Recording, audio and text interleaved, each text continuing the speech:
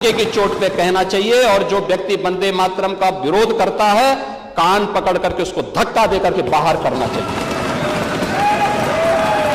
Samajwadi party को भी इस बात की घोषणा करनी चाहिए कि राष्ट्रगीत जिसको 150 वर्ष हो रहे हैं, वंदे मातरम का जो विरोध करेगा वो वहीं जाए जहां पर उसको ये विरोध के स्वर दिखाई देते हों।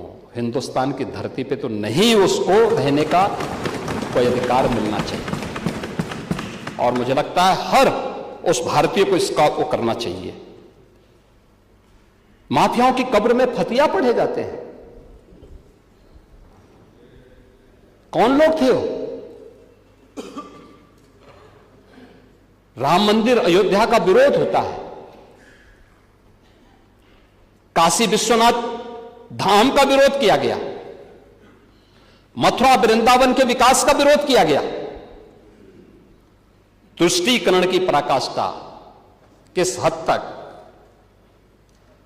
जन्माष्टमी के पर्वों को थाने और जेलों में रोक दिया गया। एक ही तो पर्व था जो जेल में मनाया जाता था, समाजवादी पार्टी के समय में उस पर रोक लगा दी गई। कावड़ यात्रा को रोकी जाती है। कावड़ यात्रा में समाज का अंतिम पायदान पर बैठा हुआ व्यक्ति जाता है, शिव की बारात बोली जाती है। शिव की बारात का मतलब बिना भेदभाव के हर समाज का व्यक्ति जाएगा। वह कावड़ यात्रा पे आप लोगों ने रोक लगाई थी, कहा दंगा हो जाएगा, यही बोलते थे। अयोध्या की 84 कोसी परिक्रमा को इन्होंने रोका था और दीपोत्सव करने के लिए जब हम लोग अयोध्या गए थे उन्होंने उसका भी विरोध किया था। कांग्रेस ने तो उच्चतम न्यायालय में कहा कि श्री राम और श्री कृष्ण तो मिथक थे, सुप्रीम कोर्ट में एफिडेविट दाखिल कर दिया और समाजवादी पार्टी राम भक्तों पर गोलियां चलाती है। मंदिर निर्माण को रोकने के लिए कोर्ट में अपने वकील खड़े करती है, लेकिन आस्था, सनातन आस्था का याद रखना, सनातन आस्था को कोई कैद नहीं कर सकता, कोई कैद नहीं कर सकता है। और आज अयोध्या में भगवान श्री राम का भव्य मंदिर बन करके खड़ा हो गया है। आज तो खड़ा भगवान राम भव्य मंदिर।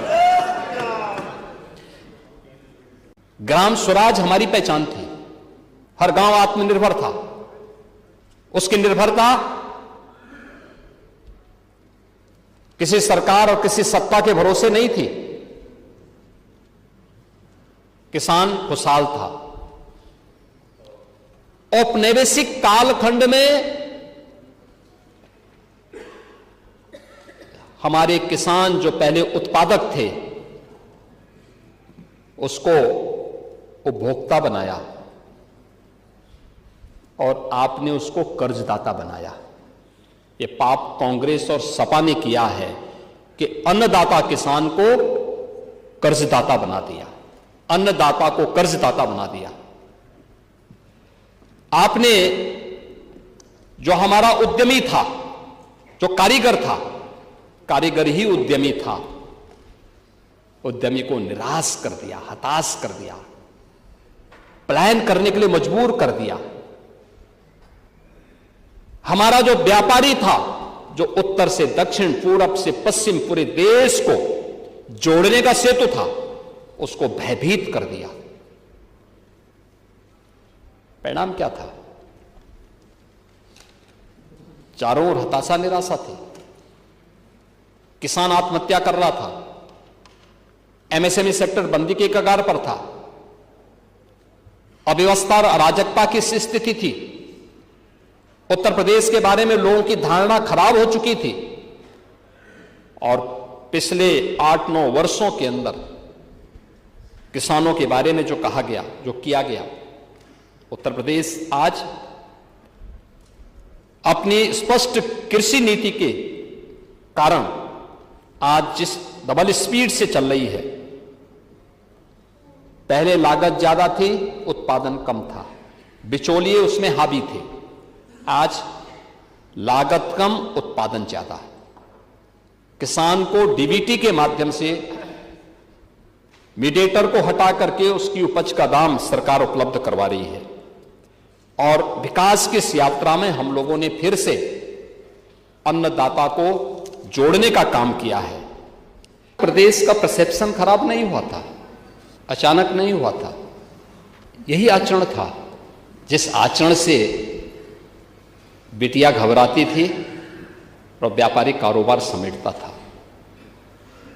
उसकी एक झलक अभिभाषण के दौरान भी यहां पर देखने को मिल रही थी। और वह किसी भी स्थिति में मुझे नहीं लगता है कि प्रदेश का कोई भी व्यक्ति उसको स्वीकारेगा। आपकी बात व्यवहारिक थी और आप व्यवहारिक बात बोलने का प्रयास भी करते हैं। अलग विषय है कि आपके हाथ बंधे हुए हैं, लेकिन आपकी बातों को सुनकर के मुझे ये चीजें लग रही थी। मैं आपकी सभी बातों का जवाब भी दूंगा। और जो गालिब ने भी कहा था कि गालिब उम्र भर में ये भूल करता रहा, धूल चेहरे पर थी और आईना साफ करता रहा। समाजवादी पार्टी के और मुख्य विपक्षी दलों के इस आचरण के कारण उत्तर प्रदेश का पूरा सदन अपने आप को आहत महसूस कर रहा था। आहत इसलिए महसूस कर रहा था क्योंकि यह अच्छी बात है कि पिछले 9 वर्षों के दौरान बहुत कम समय ऐसा था कि जब सदन की कार्रवाई बाधित हुई। ज्यादातर समय में लोगों ने रुचि ली है और अपनी बात को प्रभावी ढंग से सदन में रखा है और मंत्रियों ने उसका जवाब दिया है, अन्यथा उसका संज्ञान जरूर लिया है। विकास के मुद्दे हों, सुरक्षा के मुद्दे हों, वेलफेयर के मुद्दे हों, ये बिना भेदभाव के सरकार ने समाज के प्रत्येक तबके के लिए दिया। और सचमुच ये 9 वर्ष, अभी लगभग 9 वर्ष की जो यात्रा है, ये 9 वर्ष की जो यात्रा, ये सरकार की अपराध और अव्यवस्था से अनुशासन की यात्रा है। कर्फ्यू से कानून का राज का है। उपद्रव से उत्सव की यात्रा है। समस्या से समाधान की यात्रा है और अविश्वास से आत्मविश्वास की यात्रा है। यानी ये यात्रा केवल एक सत्ता प्राप्त करने की होड़ नहीं है। इसको प्राप्त करने के लिए सरकार की स्पष्ट नीति थी, साफ नियत थी, दृढ़ इच्छा शक्ति थी और सुशासन के लक्ष्यों को प्राप्त करने के लिए हम लोगों ने जब एक सामूहिक रूप से प्रयास किया, हर व्यक्ति के मन में एक विश्वास भरा, हां यूपी भी कर सकता है, यूपी से भी परिणाम दिए जा सकते हैं। और वही आज उत्तर प्रदेश के अंदर देखने को मिल रहा है। और आज अब यह उत्तर प्रदेश बीमारू राज्य नहीं है। आज यह ट्रिपल टी का एक प्रतीक बना है। Triple T, technology, trust and transformation, यानी इन तीनों की एक त्रिवेणी बनकर के उभरा है। उत्तर प्रदेश तो त्रिवेणी के रूप में पहले से ही विख्यात था। मां गंगा, मां यमुना और मां सरस्वती की त्रिवेणी प्रयागराज में मिलती है। करोड़ों की संख्या में श्रद्धालु जाता है। लेकिन अब यूपी उस त्रिवेणी का, पूरा यूपी उस त्रिवेणी का प्रतीक बना है। और उस त्रिवेणी को बनाने के लिए उत्तर प्रदेश ने जो कार्य किए हैं, पहली बार सदन में प्रदेश का आर्थिक सर्वेक्षण भी प्रस्तुत हुआ है। डंके की चोट पर सरकार ने कहा, हां हमने क्या किया है, हम आर्थिक सर्वेक्षण प्रस्तुत कर रहे हैं। और वित्त मंत्री जी ने सदन में उस आर्थिक सर्वेक्षण को प्रस्तुत किया है।